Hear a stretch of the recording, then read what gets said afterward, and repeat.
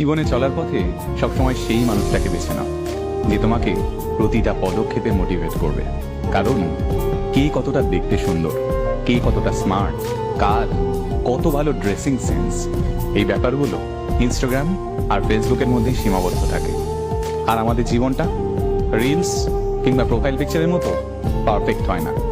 এখানে আমরা প্রতিনিয়ত আঘাত পাই, ক্ষত বিক্ষত হই, আমাদের কান্না পায়, সবকিছু ছেড়ে পালিয়ে যেতে ইচ্ছে করে।